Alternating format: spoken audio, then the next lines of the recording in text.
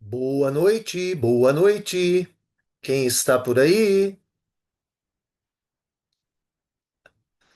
Ah, Emily. Quem mais? Opa, Pedro, Maria. Ah, estamos começando. Agora sim. Carol. Quem mais que está por aí? Beatriz, Maria Flor, Arthur, Pamela. Ah, bom. Eu sou extremamente carente. Se você, quem já está aí que já me conhece sabe. Se vocês não conversarem comigo, eu fico deprimido. Eu entro em depressão.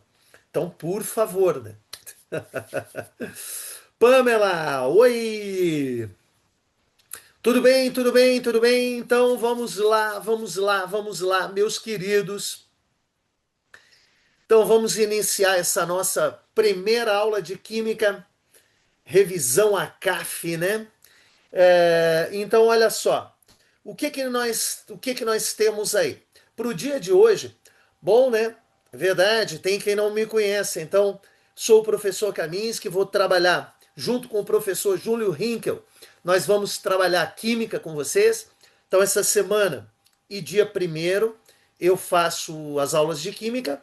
Semana que vem ou a última semana, o professor Júlio Hinkel vai trabalhar com vocês a parte de química. Então, vamos tentar aí ver o que a gente consegue, né? De máximo aí para vocês. Imagino, a gente está com ideias mil aí, vamos ver se dá tudo certo. Deixa eu tentar compartilhar com vocês aqui. Para hoje, nós temos cálculo químico. Então, vamos desde o começo. Olha aí o bonitão na tela aí para vocês, né? Não, tudo bem. É que a minha autoestima anda alta atualmente. Então vamos lá. Meus queridos, quando a gente fala de estequiometria, normalmente eu vejo que as pessoas acabam esquecendo de alguns detalhes prévios. Então, a parte do cálculo químico, aquela parte inicial de cálculo químico. Então, o que vai acontecer é que muitas vezes eu vejo isso em sala de aula. Eu pergunto, tá, vamos calcular a massa molar. O que o pessoal diz? Massa molar? Como assim? Entra em pânico. Então, o que acontece? Não sabe o básico, ou porque esqueceu, né? Acaba não lembrando, isso é normal, ou porque não viu. Enfim, é isso que a gente precisa para esse nosso momento. Então nós vamos começar com o óbvio ali, com aquela parte inicial de cálculos químicos. Por exemplo, uma coisa que faz total diferença. Quando a gente fala de unidade de massa atômica, vocês estão vendo aí duas maneiras de nós analisarmos, de nós entendermos isso que a gente chama de unidade de massa atômica. A primeira, nós dizemos que ela equivale a um dozeavos do carbono 12, do carbono isótopo 12. O que significa isso? Se eu pegar o átomo de carbono e dividi-lo em 12 partes, pegando uma, isso é a unidade de massa atômica. Ou era assim que se fazia lá no século XIX, né, lá nas antigas, até começo do século XX. Com o advento da identificação dos isótopos, da massa, um entendimento maior do número atômico, houve uma melhora. Hoje a gente tem, vocês estão vendo aí, ó, uma unidade, um U, equivale a 1,6605402 vezes 10 na menos 24 gramas, ou vezes 10 na menos 27 quilos. Mas normalmente a gente trabalha em gramas, então 1,66 vezes 10 na menos 24 gramas. Então entendam, uma unidade de massa atômica é igual quando vocês fazem uma conversão do tipo uma dezena, 10 unidades, uma centena, 100 unidades. É a mesma coisa. Uma unidade de massa atômica, 1,66 vezes 10 na menos 24 gramas. Essa é a ideia, tá? Bom, tendo isso, então, como ideia, por exemplo, quantos carbonos estão presentes em um diamante de 1 quilate? 200 miligramas. Bom, eu tenho 200 miligramas de carbono. Então, eu tenho 10 sextilhões de carbono, 10 na 22 átomos de carbono. Ou a gente poderia perguntar: quantas moléculas existem em uma gota d'água? Certo? Então nós teríamos aí nada menos que 1,67 vezes 10 na 21 moléculas de água, em uma única gota. Imagina, gente, 10 na 21. É como se eu pegasse esse 1,67 e colocasse agora 21 zeros. Então imagina o tamanho desse número. Então eu ficaria com 1,6700. Esse número vai dar gigantesco, né?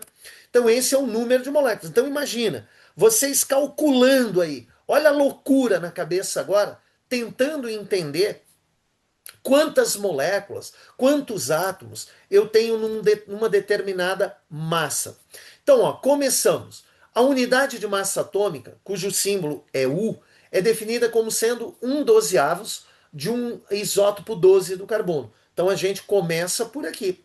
Quando a gente pensa em isótopo, 1/12. Ou 1,66 vezes 10 na menos 24 gramas. Tá? Então aqui, isso aqui é o que a gente faz. Isso aqui já é uma imagem antiga, aliás, né? Mas eu até me sinto antigo, porque na minha época de faculdade, a gente chegou a avaliar. Deixa eu ver, Marcelo mandando mensagem, não pode, né? Essa altura não. Ele esqueceu. Deixa eu silenciar aqui. Marcelo vai nos aguardar. Ah, então, olha só, era assim que a gente via, né? A absorção atômica na tela, identificando os isótopos. Cheguei a ter esse contato aí na época de universidade. Então, ó, aqui a gente tem algumas massas atômicas. Então, lá na tua tabela periódica, por exemplo, ó, vocês têm o berílio, no símbolo Be, né, o elemento lá da família 2.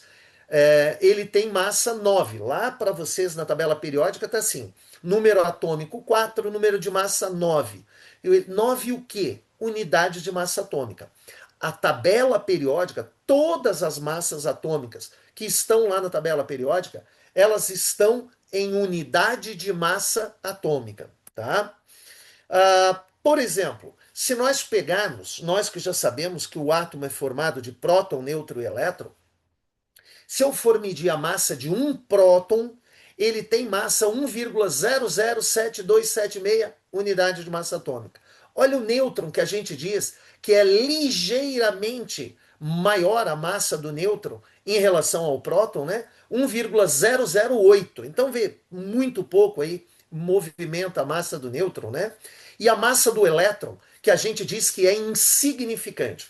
Se vocês calcularem, ó, dá quase 2.000 vezes menor a massa do próton, do elétron em relação ao próton.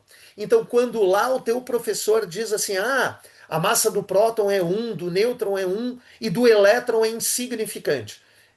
Que ele quer dizer não é que não tenha, mas é que é uma massa muito pequena, praticamente 2.000 vezes menor. Para ser exato, 1.836 vezes menor. Eu preciso de 1.836 prótons, desculpa, 1.836 elétrons para dar a massa de um próton. Vamos lá, como é que eu calculo a massa atômica? Ela é a média ponderada da massa de todos os isótopos. Então, por exemplo, que a gente está vendo aí, ó, massa atômica, Ma. Eu vou pegar a massa do isótopo 1 vezes a ocorrência 1, mais a massa do isótopo 2 vezes a ocorrência 2, mais o isótopo 3 vezes 3, 4 vezes 4. Quantos isótopos eu tiver vezes a ocorrência? Massa vezes a ocorrência, que é a porcentagem dele na natureza, né? Vocês não têm como calcular. Isso tem a porcentagem, né? Isso teria que ser informado. Por exemplo, ó, vamos pegar aqui, a gente tem o cloro. Então, olha a imagem que vocês estão vendo aí. Aliás, eu não perguntei, é sempre bom perguntar, né, gente? Caso vocês não estejam vendo, mas vocês estão ok, estão vendo as telas, está passando ok aí para vocês? Só me dá um ok aí para eu ter certeza de que está tudo beleza. Ó, vamos lá, deixa eu ver aqui no chat. Sim, sim. Que bom. Que bom. Obrigado, gente. Às vezes falhou aí, eu estou falando, eu estou achando que a tela está indo. Sempre bom vocês me manterem informados, tá? Então, olha só. Deixa eu ver o que que tem aqui. Sim, sim, que bom, bom, bom, bom, bom. Sim, Kaminsky querido, Alice. Então tá. Olha só. Alice, bom, agora aqui eu sou obrigado a perguntar, Alice. Obviamente que tu já tem aula comigo. Em que turma? Para eu saber qual é a Alice, porque tem mais que uma. Med 2. Boa, boa, boa, boa, boa. Ótimo.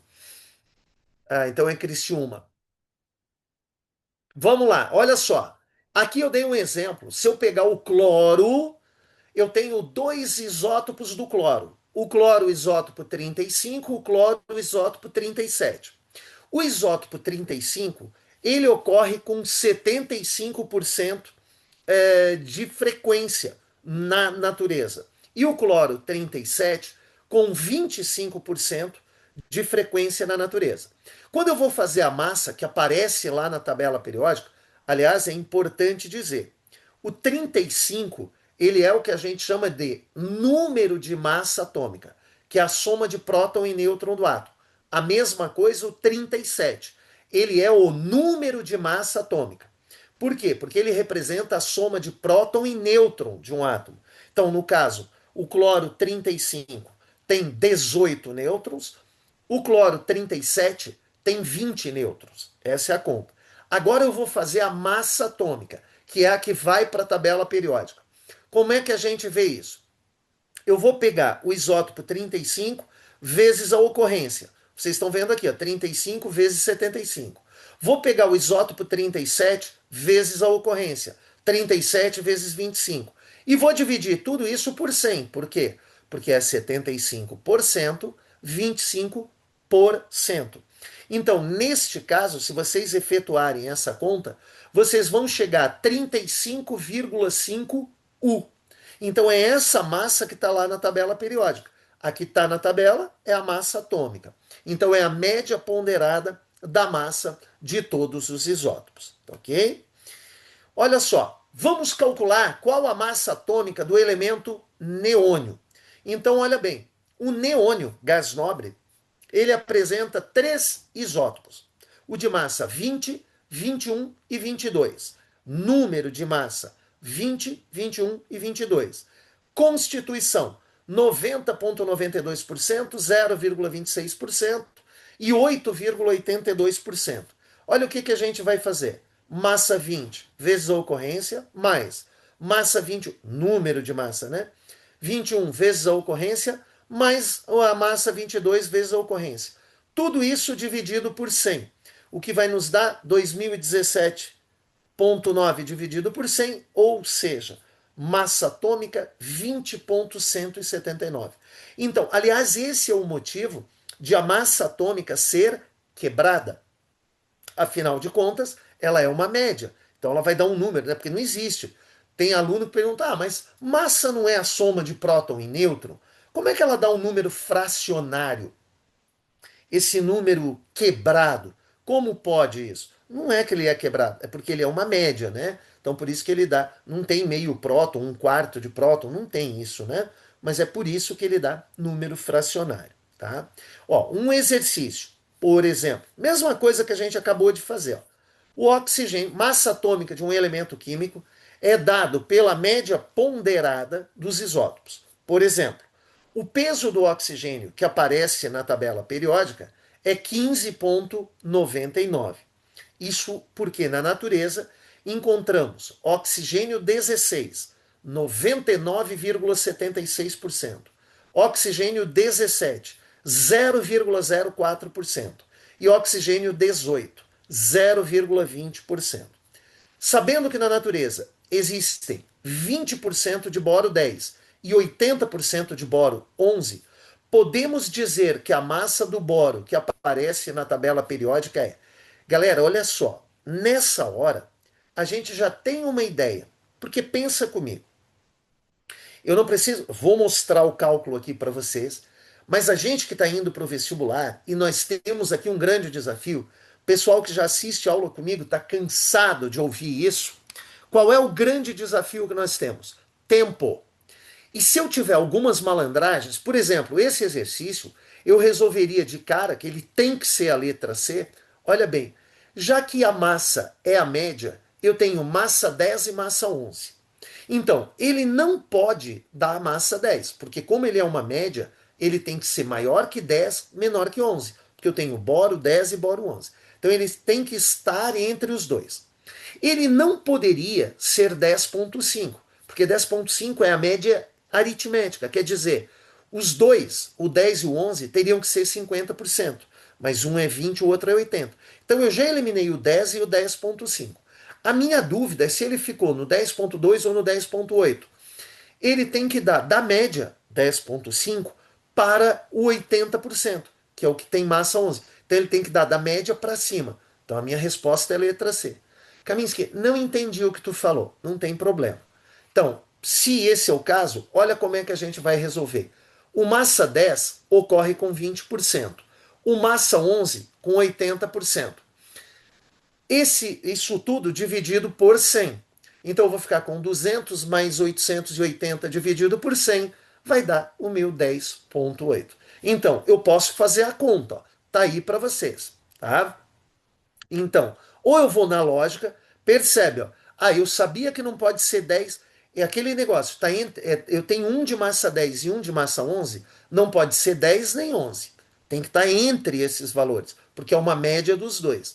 Não pode ser a média exata, porque para ser a média aritmética, né? Porque para ser a média aritmética, eu teria que ter um 50%, o outro 50%. O que não é o caso, porque aqui um é 20, o outro é 80. Então não pode ser 10 e não pode ser a média aritmética. Não poderia ser 10,5. Mas eu tenho então 10,2 como resposta, ó, e 10,8. Então ele tem que dar da média para a maior porcentagem, que é o 80%, que é o 11. Então tem que dar entre 10 e 11, ou seja, entre 10,5 e 11, ou seja, 10,8. Então a gente também poderia ir na lógica ou fazer o cálculo. Vocês decidem. Se entenderam pelo cálculo, ok. Se entenderam pela lógica, ok. Tá? Mesma coisa aqui, ó. Eu vou pegar direto aqui, só para passar. A gente tem magnésio 24, 25 e 26. E eu sei que a massa atômica do magnésio é 24,3. Aí ele me diz o seguinte: sabendo que o isótopo 25 é 10%, qual é a abundância do isótopo 24 e do isótopo 26, no caso, né? Ele me deu 25, me deu 24. Qual é a abundância do 24? Então vai dar 80%. Como é que a gente chegaria a isso? Eu não sei. Eu sei que o magnésio tem o 24, que é X%, o 25, que é 10%, e o 26, que é Y%. Não sei quanto é. Mas uma coisa eu sei. O X mais Y tem que dar, mais o 10 tem que dar 90, tem que dar 100%. Então X mais Y tem que dar 90%. Ou eu posso dizer que o X é 90 menos Y%. Ó. Seria só matematicamente resolvendo essa equação. Tá bom? Esse aqui é o detalhe. Isso aqui é o que a gente precisaria, essa malandragemzinha, entender que a soma das porcentagens tem que dar 10%, tem que dar 100%, que o 25 era 10%, então x mais y tem que dar 90%, consequentemente x é 90 menos y.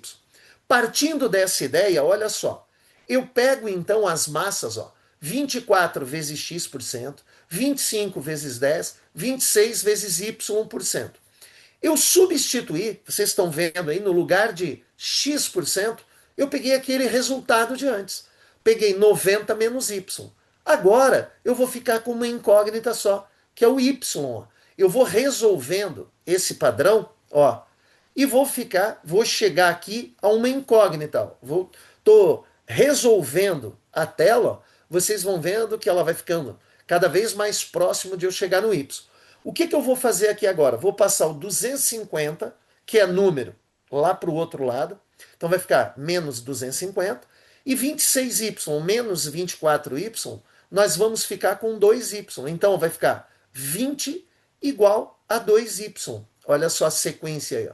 270 menos 250, menos 24 mais 26. Então vai ficar 20 igual a 2y. Quer dizer que o y também é 10%. Então, como é que nós fizemos a conta? X igual a 90 menos Y. Se o Y vale 10, 90 menos 10, então, ó, se o Y vale 10, então o que que nós temos? O nosso X dando 80%, como a gente já tinha previsto lá na frente. A soma das ocorrências dá 100, o 25 já era 10, o Y, que é o 26, a gente acabou de descobrir que é 10, logo o meu 24 tinha que ser os 80% para fechar os 100%. Ok? Até aqui, essa história de massa atômica, tá ok ou alguém ainda tem alguma dúvida? Se tiver dúvida, coloca aí no chat, por favor. Não, tá tudo ok, tudo ok, tudo ok, tudo beleza? Tá. Eu vou então pular um pouquinho aqui, porque agora se torna repetitivo, né? Isso aqui ainda é o mesmo. Aqui. Olha só. Então vamos lá. Vamos para uma outra etapa agora. Senão a gente não. Já foi metade da primeira aula. Senão a gente não consegue concluir, né? Então vamos lá. Aliás, me atualizem. As nossas aulas são de. Eu esqueci aqui. São de 40 ou 45 minutos, eu não recordo. Alguém poderia me ajudar? Vamos ver se alguém lembra. Eu não quero ter que acessar aqui agora. Vocês lembram o horário que encerram as duas aulas, né? Ou a aula, enfim? A última É de encerra às 9h50, prof. 9h50. Beleza. Então tá. Então nós temos aí, ó, metade de uma aula já foi. Por isso que a gente não pode matar muito aqui. Não teria mais exercício, mas aí se torna repetitivo. Então vamos lá. Vamos para o nosso segundo momento. Olha o que, que nós temos aí. Nós falamos de massa atômica, que é a massa do átomo. Agora a gente vai falar de massa molecular, que é a massa da molécula. Então, por exemplo, está representado aí para vocês a molécula do CO2. O C é a bolinha vermelha, maior, e o oxigênio, a bolinha menor, a bolinha azul. Então, uma molécula de CO2, por que, que ela tem 44 unidades de massa atômica? Por que, que a massa molecular dessa molécula é 44? Porque, olha bem, se eu somar a massa de cada átomo que compõe ela, o oxigênio é 16. Ah, Camis, que eu não sabia disso. Está na tabela periódica. Tá? Então, olha só. O oxigênio é 16. Eu tenho dois átomos de oxigênio, porque é CO2. Então, eu tenho 16 mais 16, dá 32. E tenho a massa do carbono, que é 12. 32 mais 12, 44. Então, quando eu penso em massa molecular, eu estou pensando em somar a massa dos átomos que constituem a molécula. Olha só, eu vou colocar alguns exemplos aqui para vocês. Ih, o que, que deu aqui? Rapaz, cadê? Ah, aqui, deu. Olha só, nós temos aqui algumas moléculas, tá? Inclusive, sempre corrigindo, né? Lá no final, ó, nós temos o NABR. Eu vou chamar de molécula, tá errado até fazer isso, porque ele é produto iônico, né? Uma ligação iônica. Ligação iônica não é molécula, é íon fórmula, mas tudo bem, vamos chamar tudo de molécula para simplificar o nosso serviço. Percebe, eu coloquei todas as massas aqui em cima. Do hidrogênio, do oxigênio, do enxofre, do carbono, do cloro, do bromo, do silício e do sódio. Olha bem, eu quero calcular a massa molecular da água, H2O. O que, que eu faço? Eu tenho dois átomos de hidrogênio, 2 vezes 1, que é a massa do hidrogênio. Eu tenho uma vez o oxigênio, então 1 vezes 16, que é a massa do oxigênio. E somo 2 vezes 1 com 16. 2 vezes 1 dá 2, com 16 dá 18. Então a massa molecular da água é 18. Vamos para o cloro. Se eu for calcular a massa do cloro, 2 vezes o 35,5. Então, por quê? Porque a molécula de cloro é formada por Cl2. Tá? O ácido sulfúrico, olha aí, ó. 2 vezes 1, porque eu tenho dois átomos de hidrogênio, 1 vezes o 32, que é o enxofre, 4 vezes o 16, que é o oxigênio. Então vai ficar 2 mais 32 mais 64. Somados vão dar 98. Então vocês estão percebendo se a gente olhar para qualquer uma dessas ideias aí, né? O que que a gente vai ter então? Olha só, a gente vai ter a massa molecular, certo? Então, a massa da molécula, tá? Então, ó, eu somo a massa de todos os átomos presentes na molécula. Como é que a gente poderia, ó, aí uma animaçãozinha para quebrar um pouquinho, né? O nosso Amedeo Avogadro, Lorenzo Romano Amedeo Avogadro, Carlo, esqueci o nome dele. Tá aí, ó, o cara que descobriu a, o número, o valor, né, do mol, o cara que deduziu, na verdade, né? Ele não descobriu. Então, quanto vale um mol? 6,022 vezes 10 na 23. Então, aqui eu coloquei como se fosse exato, tá? Verdadeiramente, esse número não tem esses zeros todos. No lugar do zero, ali é 6,022, 14, 15. É um número extenso, mas a gente pode trabalhar com 6,022 tranquilamente, tá? E por que que a gente precisa trabalhar com um mol? E aqui eu vou fazer uma outra colocação para vocês. Lembrar o seguinte: o mol, ele é uma unidade e, de novo, igual dezena, centena, milhar. Tipo, se eu digo uma dezena, automaticamente vocês já entendem. 10 unidades. Uma centena, 100 unidades. Um milhar, 1.000 unidades. Né? Então, a gente tem isso já certo, né? Ou uma quinzena, 15 unidades, uma dúzia, 12 unidades. Isso tá tranquilo. Um mol é a mesma coisa. Ele é uma unidade. Um mol, 6,022 vezes 10 na 23 unidades. Tá? De qualquer coisa. Eu posso usar esse mol. Ah, eu tenho que usar só para molécula? Só para átomo? Não, eu posso usar para qualquer coisa. Só que como ele é um número muito grande, acaba que a gente utiliza apenas com átomos e moléculas. Tá? Por exemplo, aí tem uma ideia. Ó. O que, que nós estamos vendo aí? Ó? Aqueles cubos de açúcar. Né? Supondo, aí na imagem que vocês estão vendo, esses cubinhos brancos, né? Seriam cubos de açúcar, portanto de sacarose, supondo que eles são 100% puro, que eles são só sacarose, se eu tiver 180 gramas de sacarose, eu tenho 1 mol de moléculas de sacarose. Por quê? Porque se eu calcular a sacarose C12H22O11, se eu calcular a massa molecular, ela vai dar 180 unidades de massa atômica. E agora a gente vai converter isso para massa molar, que é 180 gramas. Ou seja, é a mesma massa molecular, só que em grama.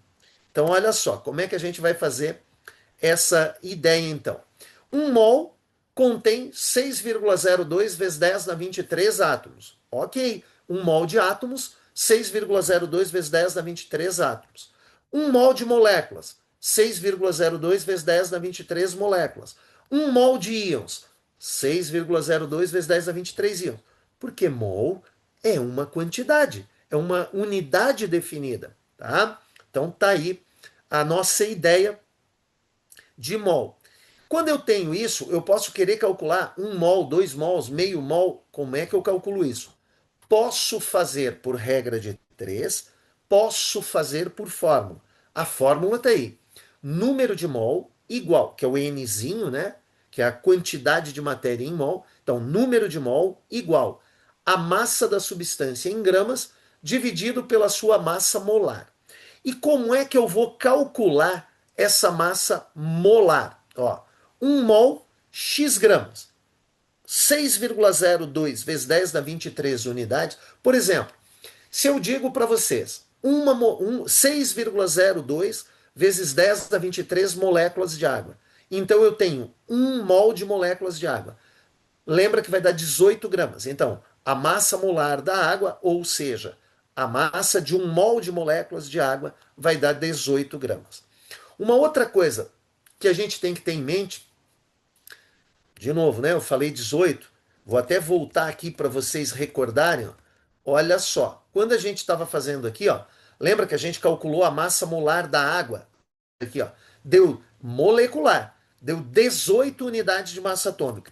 Quando eu vou calcular a massa molar, ou seja, a massa de 1 mol, é o mesmo valor, 18, só que em gramas, tá? O mesmo valor, só que em gramas.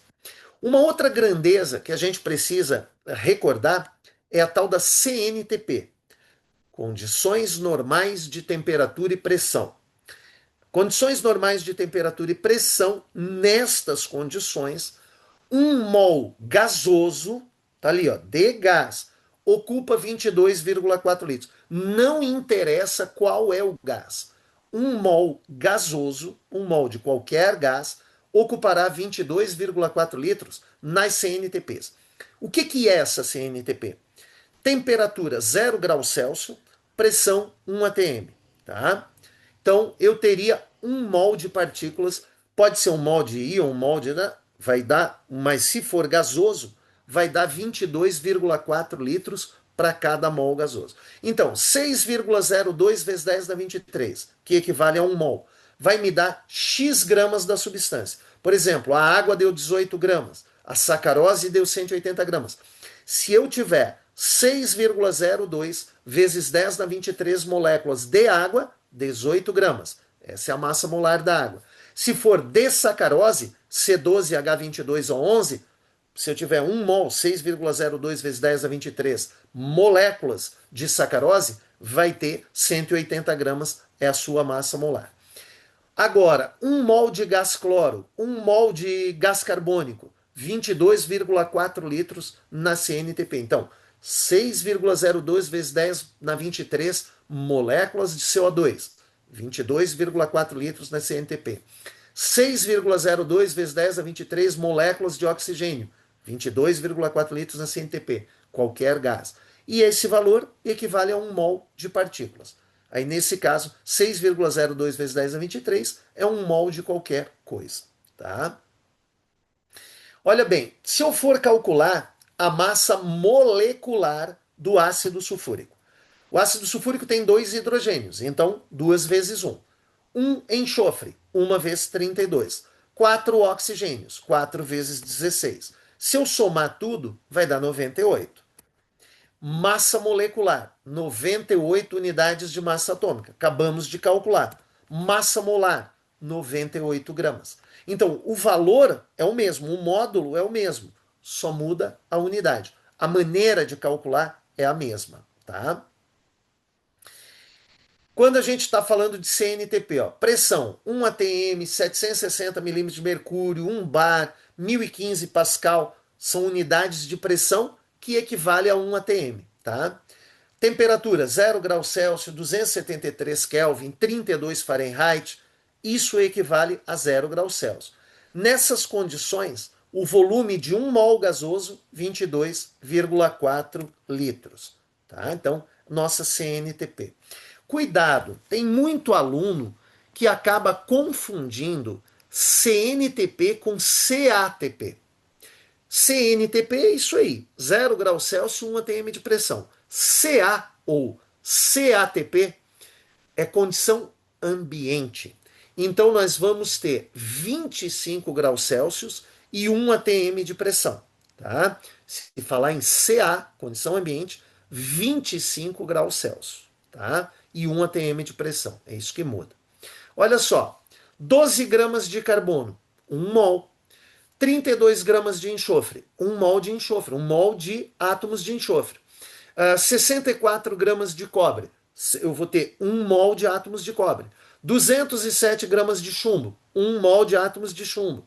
201 gramas de mercúrio, 1 mol de átomos de mercúrio. Então percebe, nessas quantidades que vocês estão vendo aí, em cada uma delas tem 1 mol de partículas. Tá?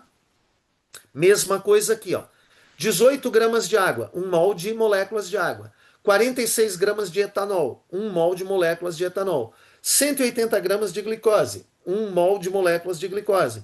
342 gramas de sacarose, 1 mol de moléculas de sacarose. Então, para vocês terem uma ideia de mol e massa, né?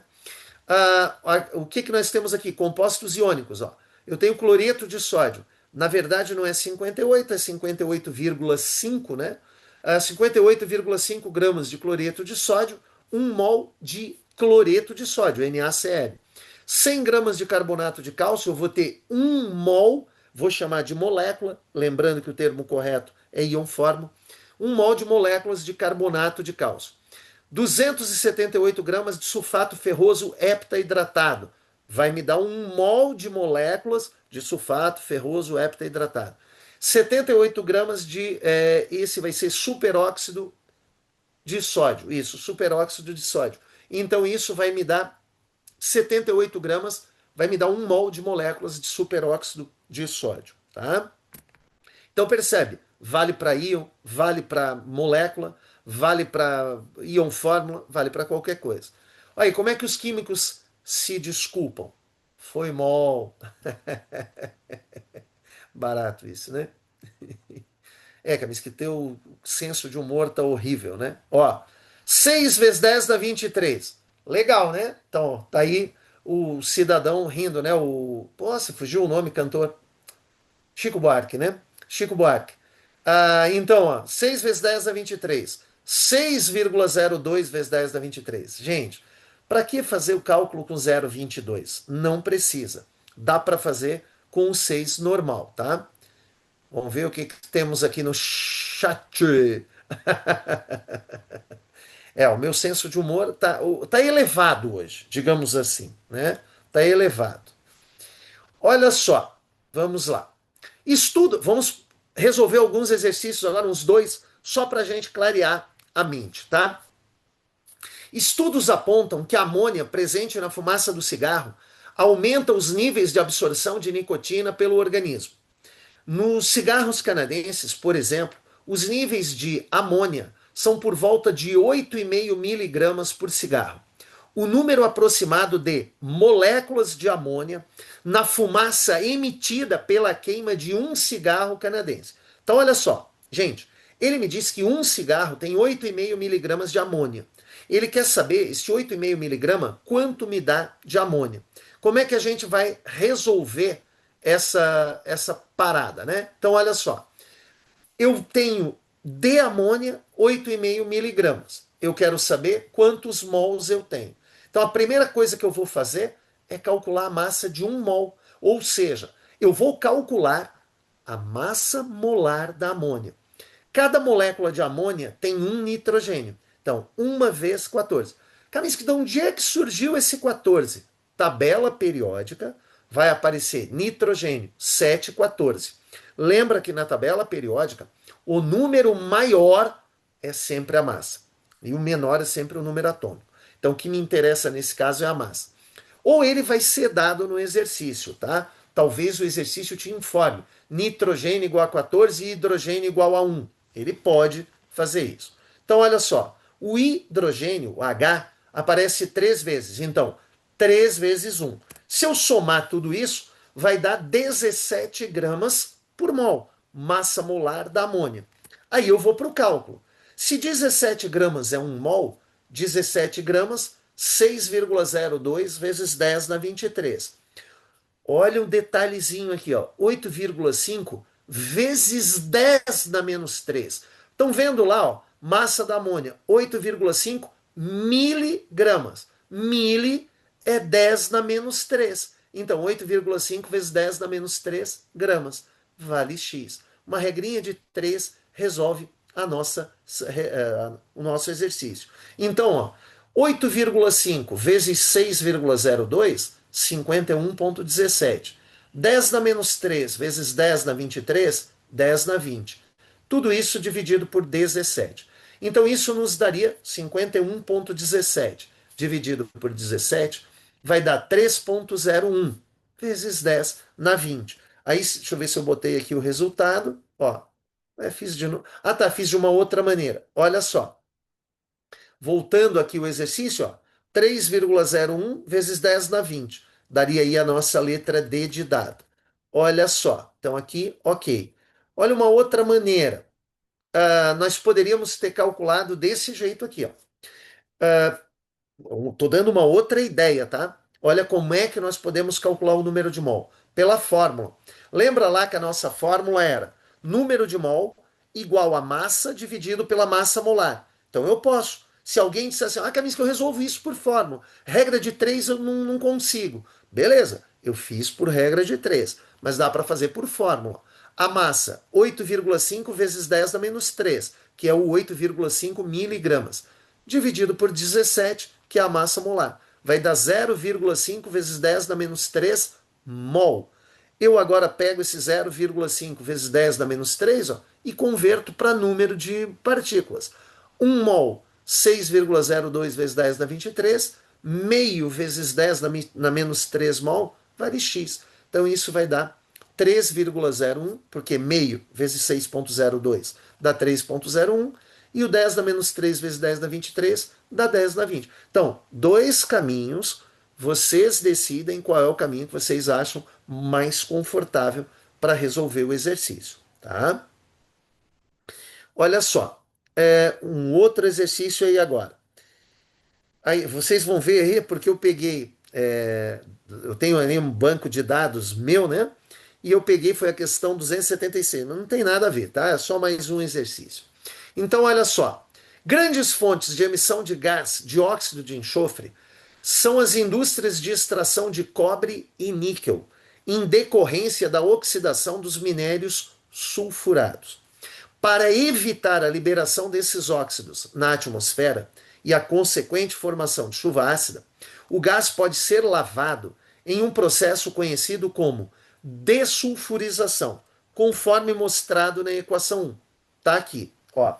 Então nós temos aqui o carbonato de cálcio mais o dióxido de enxofre, formando sulfito de cálcio mais CO2. Por sua vez, o sulfito de cálcio, né, formado, não é sulfato, é sulfito, pode ser oxidado com auxílio do ar atmosférico para obtenção do sulfito. De novo, deixa eu voltar aqui.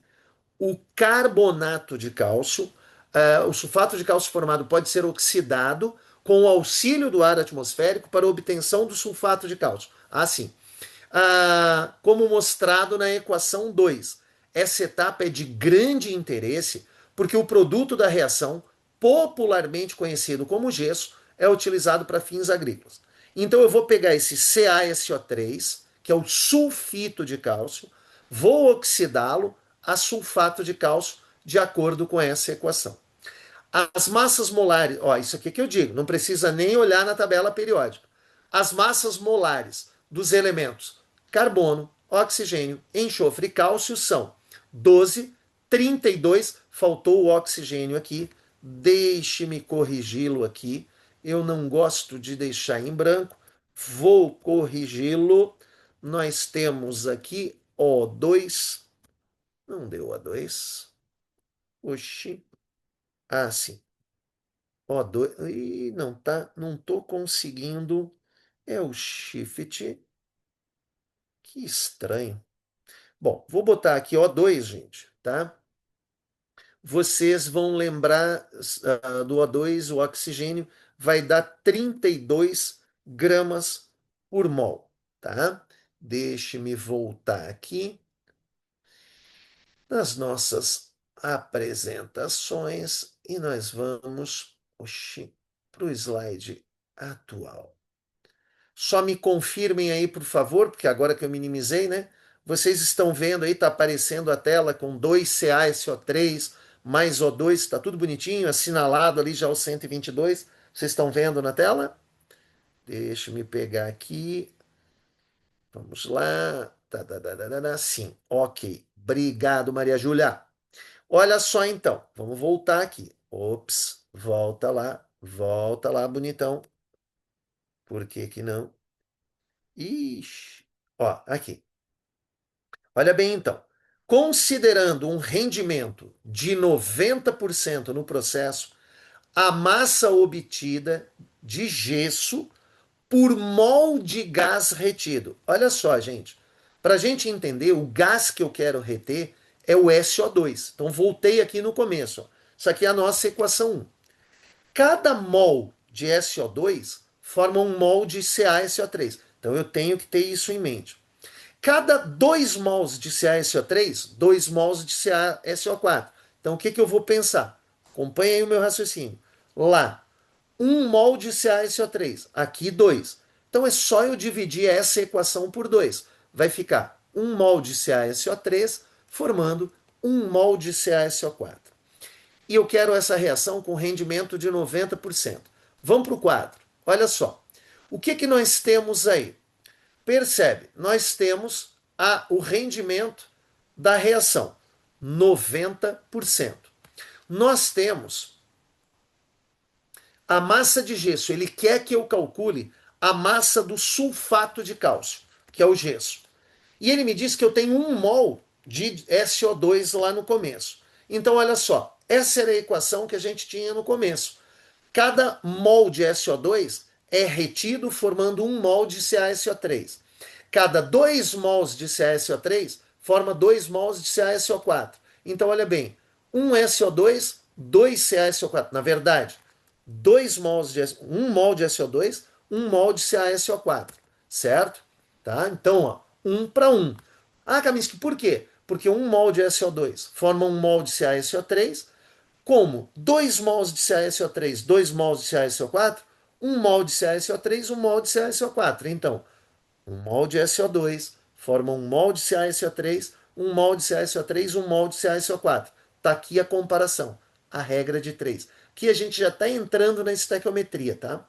E aí, ó, 1 mol de SO2, 136 gramas de sulfato de cálcio. Então, a massa do sulfato de cálcio, CaSO4, 136 gramas. Já estava aqui, eu já tinha colocado no início. Então, eu sei que se tudo fosse 100%, eu formaria 136 gramas de CaSO4. Mas como o meu rendimento é só de 90%, eu vou formar X. Então, aqui no final, a gente vai fazer esse rendimento com 90%. Tá? Então, a gente chegou aí no 122,4. Tá ok? Não, esse aqui não é o nosso caso. Deixa eu pular esse. Que esse aqui não é para nós agora. Esse aqui é mais adiante. Deixa-me ver este não. Olha só, queria um só de massa molar, mas ele não vai. É aqui, ó. Massa molar, não, não, não, não, não, não, não, não, não. Tá. Esse aqui, aí nós já vamos entrando agora. Deixa eu só ver se tem mais algum. Não, não, não, não, não, não. Aí a gente já vai cair na estequiometria. Tá, deixa eu fechar este, salvar e deixa eu parar o compartilhamento com vocês. Me diga uma coisa. Até aqui a gente falou de massa atômica, a gente falou de massa molar, a gente falou de CNTP, falou de unidade de massa atômica, mol. Isso ficou entendido? Tá tudo ok? Tudo ok? Alguém tem dúvida? Só coloca aí se tiver dúvida. Tudo bem, Manuela, ok, entendeu? Pamela, ok, beleza. Ninguém tem dúvida, então. Se tiver dúvida, coloca, tá? Que aí a gente, antes de seguir. Mas se tá tudo ok, perfeito. Então eu vou compartilhar com vocês agora. Nós vamos para a estequiometria. Outro detalhe: quando a gente fala de estequiometria, vamos lá. Quando a gente fala de estequiometria, normalmente o aluno ele esquece das leis ponderais, tá? Quais são essas leis? Por exemplo, lei da conservação da massa. Aqui era um vídeo, eu não vou colocá-lo agora. O que nos diz a lei de Lavoisier, da conservação das massas? Ele me diz, o Lavoisier, o cara aquele do nada se perde, nada se cria, tudo se transforma, tá? Então, olha só, esse cara, ele vai deixar para nós que a massa que eu começo a reação é a mesma massa com a qual eu termino a reação. Então, se eu comecei com 100 gramas de reagente, ao final eu terei 100 gramas de produto. É isso que quer dizer a lei de Lavoisier ou lei da conservação das massas. Olha bem, nesse caso eu tenho reagente A e reagente B. Peguei aqui uma situação genérica. Eu tenho 15 gramas do A, 13 gramas do B. Se no meu produto eu tenho 10 gramas do C, obrigatoriamente quanto é que tem que dar o D? 18. Por quê? Qual é o somatório da massa reagente? 15 mais 13, 28. Qual é o somatório da massa produto? 10 mais X tem que dar 28. Então o X tem que dar 18. Se 15 mais 13 é a massa do reagente, 10 mais X é a massa do produto. Se a gente resolver essa equação, a gente chega aí a 18 gramas do produto X, do produto D, que é o nosso X. Então, somatório da massa reagente igual somatório da massa produto. Tá? Segunda lei, a lei de Proust. O que, que o Proust nos diz? Por exemplo, eu aqui peguei a ideia do cobre com enxofre. Se eu quiser formar o sulfeto de cobre 2, que é o CuS, tá? Ou sulfeto cúprico, cada 10 gramas de cobre precisa de 5,06 de enxofre. Se eu reduzisse a metade, se eu tivesse 5 gramas de cobre, então eu vou precisar da metade de enxofre. Ah, mas e se eu dobrar de 10 para 20? Então eu vou precisar do dobro de enxofre. E se eu triplicar? Eu vou precisar do triplo de enxofre. E se eu quadruplicar o cobre? O que o Proust quer dizer para nós? Por exemplo, vocês estão muito acostumados a dizer que a água é H2O. Isso porque vocês acreditam no que nós estamos dizendo, os professores. Porque de onde vem que a água é H2O? Né? A gente conclui isso. Mas lá atrás, o próprio Dalton já tinha entendido que a água era formada por oxigênio e hidrogênio. Né? Na ideia do Dalton, ele colocava até OH. Né? Depois é que foi com o Proust é que a gente foi chegar à conclusão que eu tenho para cada 1 grama de hidrogênio, 8 de oxigênio. Então foi aí que a gente chegou, que era H2O. É o Proust o responsável por isso. Então hoje as fórmulas que nós conhecemos foi o Proust que trouxe para nós, que nos mostrou como calcular. Então o que ele está dizendo aqui, ó, lei das proporções fixas. O que ele está me dizendo? Para cada 10 gramas de cobre, 5,06 de enxofre. Falei da água. Para cada 1 grama de hidrogênio, 8 de oxigênio. Então, nós temos o CO2, o gás carbônico. Para cada 12 gramas de carbono, eu vou precisar de 32 gramas de oxigênio. Então, a gente tem uma proporção fixa para cada substância. Então, a água é H2O. Porque se for H2O2, já é outra coisa, que é a água oxigenada.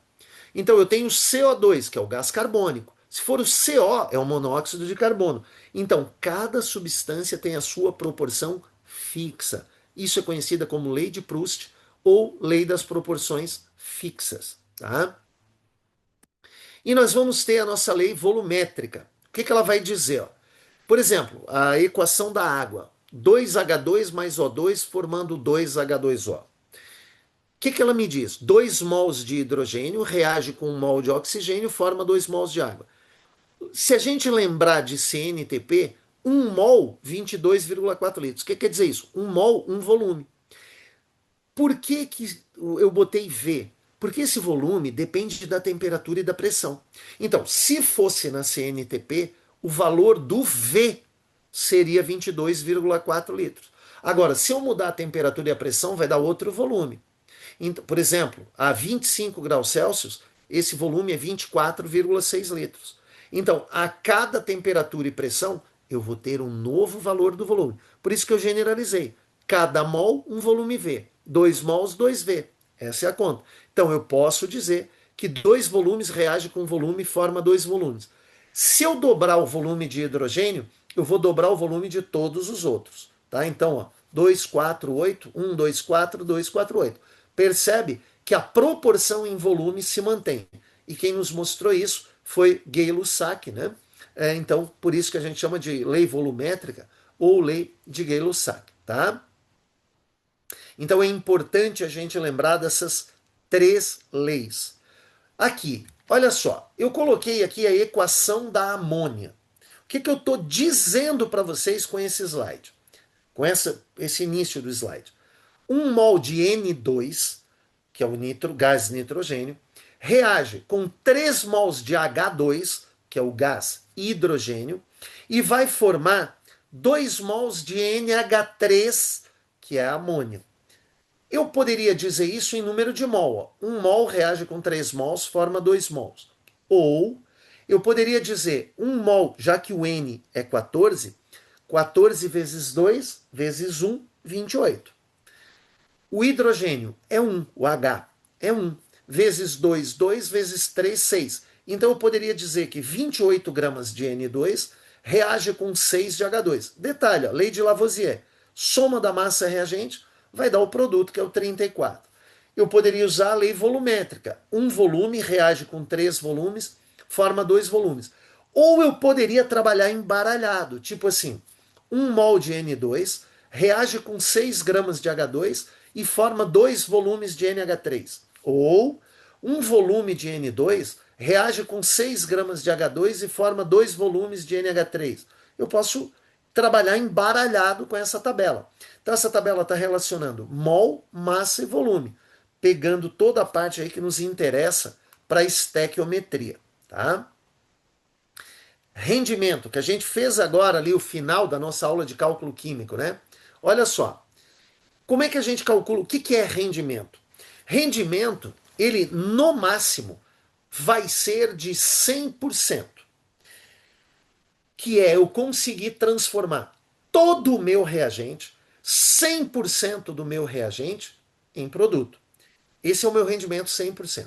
Isso dificilmente, na verdade, nunca acontece. Eu nunca consigo, a não ser no papel, converter 100% do reagente em produto. Então, por exemplo, aqui, ó, reagiu-se completamente 2 gramas de gás hidrogênio com 16 gramas de gás oxigênio, produzindo 14,4 gramas de água. Calcule o rendimento real dessa reação.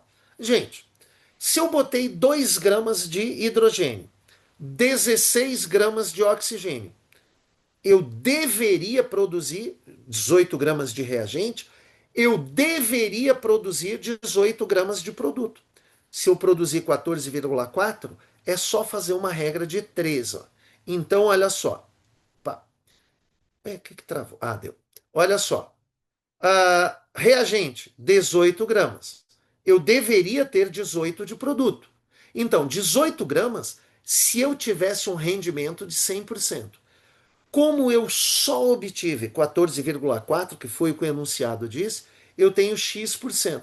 Então vai ficar 14,4 vezes 100 dividido por 18. Isso quer dizer que eu tive uma taxa de conversão ou um rendimento de 80%. Ou eu converti 80% do reagente em produto. Tá? Aqui, ó, pureza. Em 200 gramas de calcário, encontramos 180 gramas de carbonato de cálcio e 20 gramas de impureza. Qual o grau de pureza do calcário? Ora, 200 gramas, 100%, é a minha massa total. Se 180 é cálcio puro, então 200 gramas, 100%, 180x. Quanto é que vai dar o meu x? 90% de pureza. Um cuidado que vocês devem ter. Normalmente, eu vejo muito aí as videoaulas, né? Pessoal tentando simplificar, diz assim: pureza nós sempre calculamos no início e rendimento ao final. Nem sempre. Cuidado com essa falácia, tá? Depende. Há casos em que eu vou calcular pureza no final e o rendimento no começo. Isso é muito relativo. Não dá para usar isso como regra, tá? Vamos ver então. Ó. Reagente em excesso e reagente limitante. Como o próprio nome sugere, é tipo assim. Lembra que estequiometria é nada mais do que uma receita de bolo. Tá? Uma receita de bolo. Então, se eu, por exemplo, digo para vocês, o Marcelo, se estivesse nos ouvindo, ele ia cair na gargalhada agora. Ele ri muito, porque durante um período aí, eu coloquei, né? Eu tinha Tinder, né? Para quem não sabe, agora namorando, mas há um tempo já, mas na época, né? Desespero, eu acabei entrando no Tinder. E coloquei uma das minhas qualidades, que é o quê? Fazer pães e bolo. Marcelo ria muito disso. Mas me rendeu, deixa eu ver se é ele que está por aqui. Não. A Amanda que está rindo. Olha só.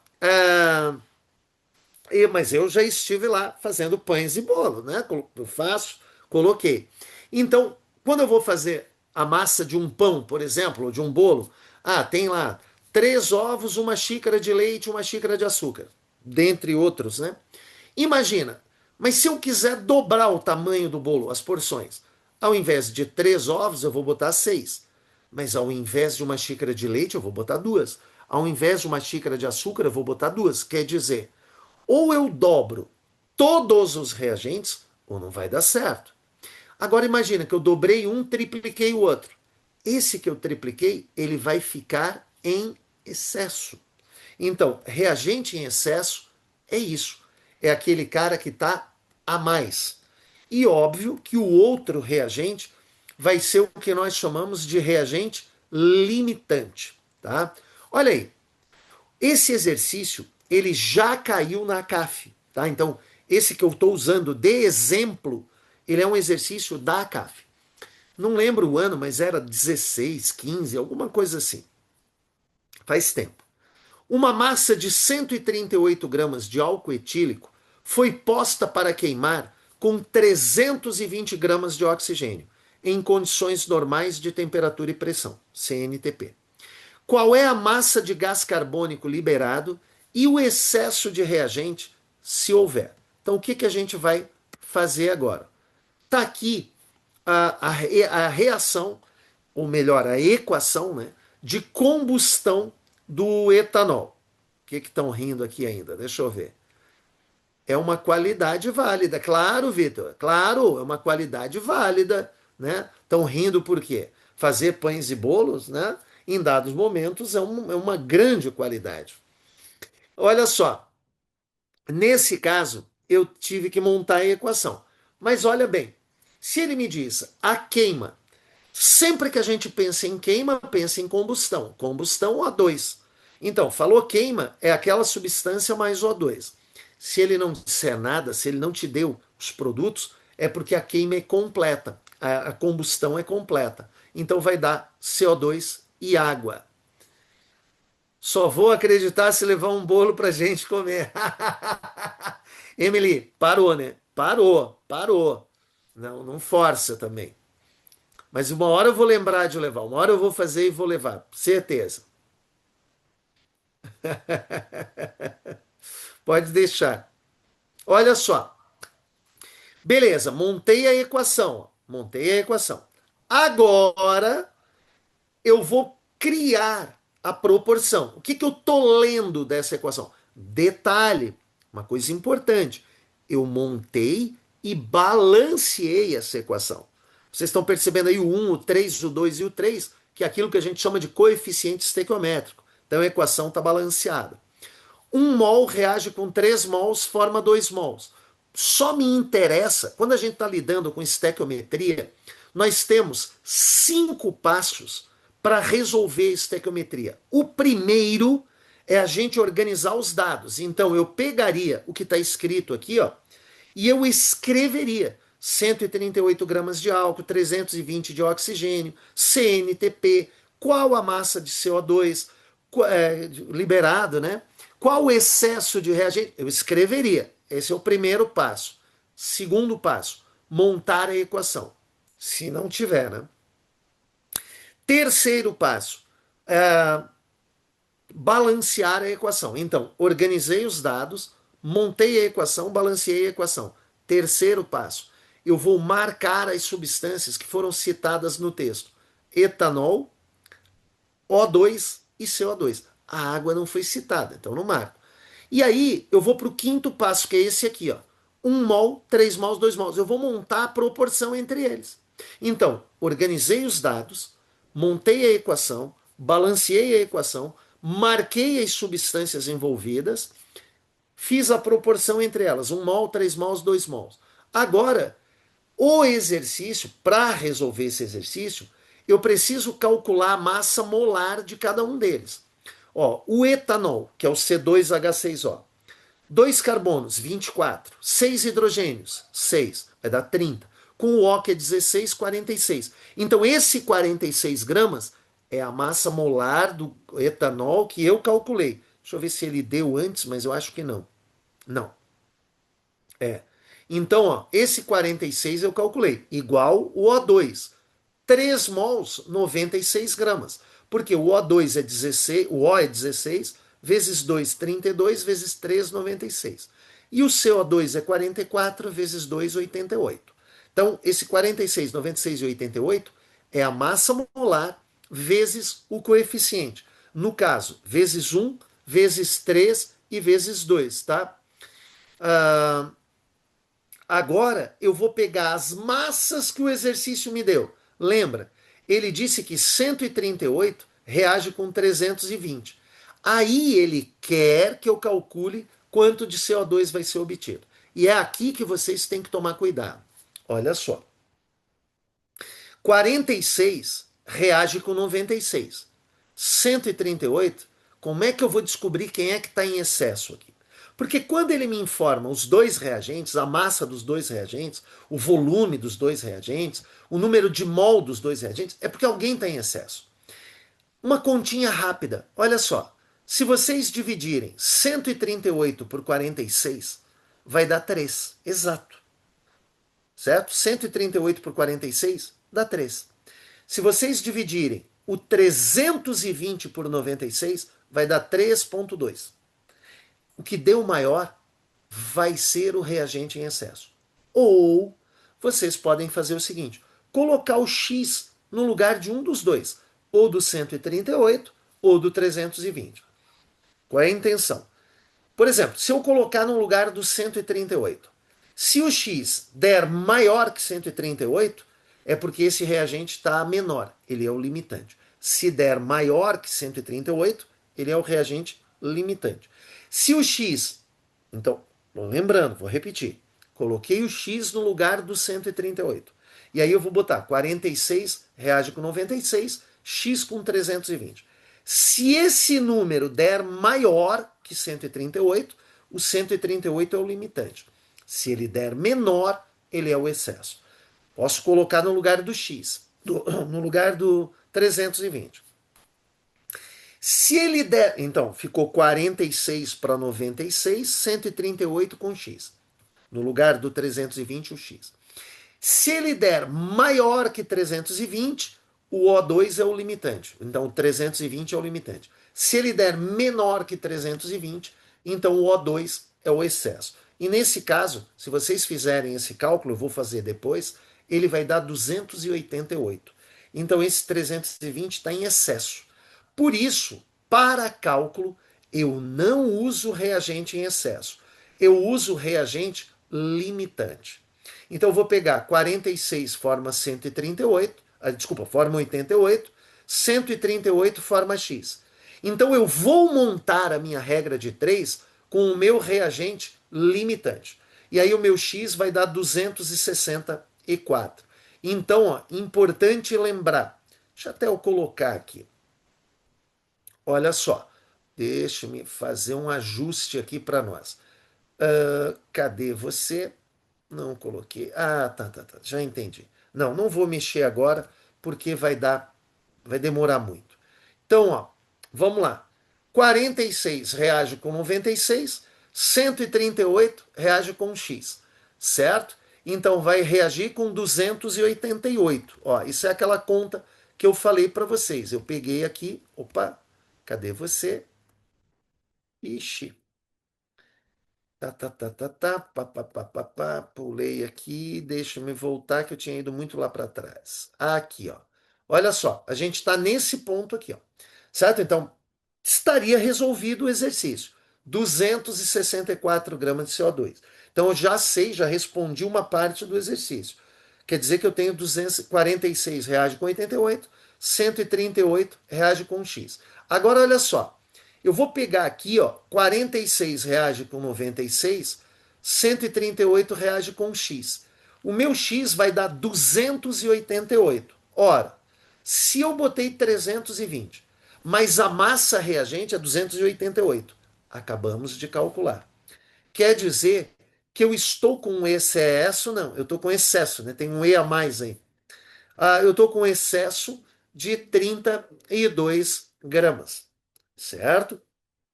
Só para vocês entenderem, então, ó, como é que eu cheguei nessa conta. Vamos voltar aqui. Ó, tô por aqui, ó. Então, 46 reage com 96. No lugar do 320, eu vou botar um X, ó, 138 para X, certo? E aí eu calculo o 288. Como eu coloquei 320, era a massa inicial do oxigênio, e só vai reagir 288, eu tenho 32 gramas de excesso. Então, 264 gramas de CO2 produzido e 32 gramas de excesso. Ok? Olha só. Vamos lá. Se tiver dúvida, gente, à medida que for surgindo dúvida, já vai botando no chat que aí na hora eu já resolvo, tá? Vamos lá. O gás etino, conhecido no cotidiano como gás acetileno, é um hidrocarboneto de fórmula molecular C2H2, vendido em cilindros metálicos de alta pressão e em solução de acetona. Possui alto poder de detonação. É utilizado na fabricação de solventes, plásticos e borracha. Devido à grande quantidade de calor liberado na combustão, é usado nos maçaricos de oficinas automotivas, nos trabalhos de funilaria de soldas de peça. Pode ser obtido através da reação entre o carbeto de cálcio e água, como mostra a reação a seguir. Olha uma vantagem. Ele já está nos dando a equação e balanceada. Aquele passo 2 e 3 ele já está ganhando para nós. Assinale a alternativa que indica corretamente o volume produzido de gás acetileno em litros nas CNTPs quando se utilizam 200 gramas de carbeto de cálcio com 80% de pureza. Então vamos lá.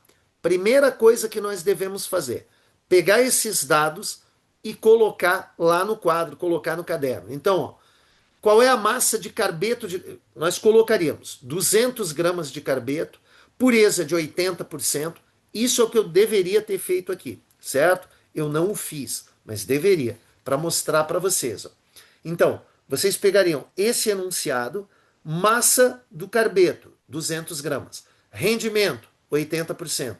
E aí colocariam volume de acetileno na CNTP, em uma interrogação, para entender que vocês têm que responder essa pergunta.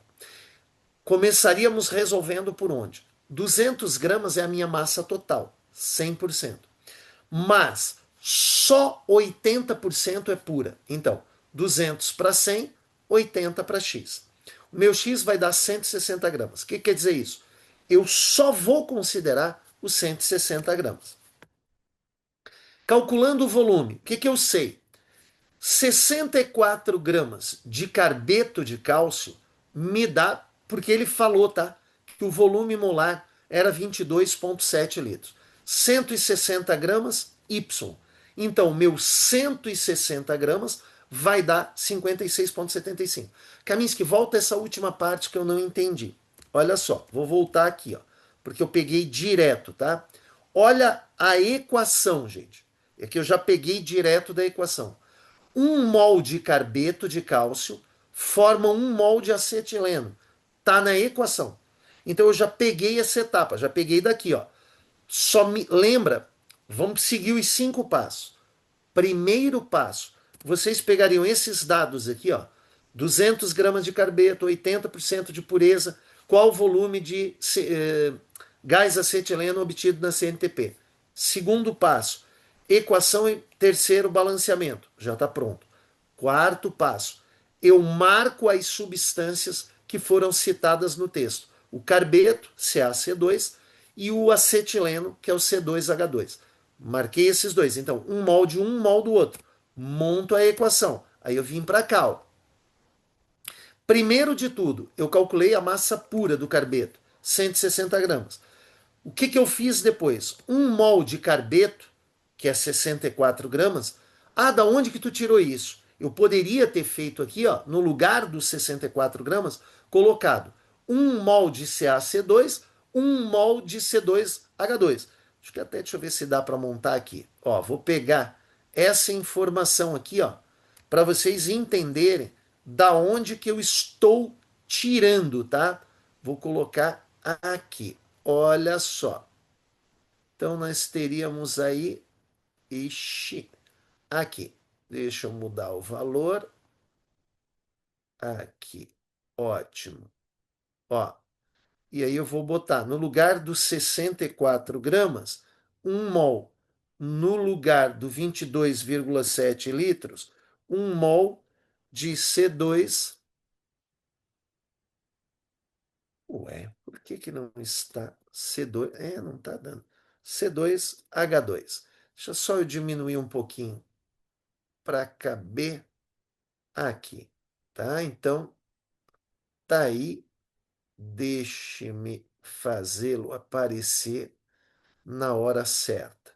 Então, esse cara aqui, ele tem que aparecer para nós. Opa, vamos ver para depois. Aqui. Então, eu vou lá de novo. Ó, vamos voltar aqui. Lembra? Eu calculei a massa pura do carbeto de cálcio. Pronto, já calculei a pureza. Nesse caso aqui, realmente é no começo. Aí eu venho para cá, quero calcular o volume. Por onde eu começo?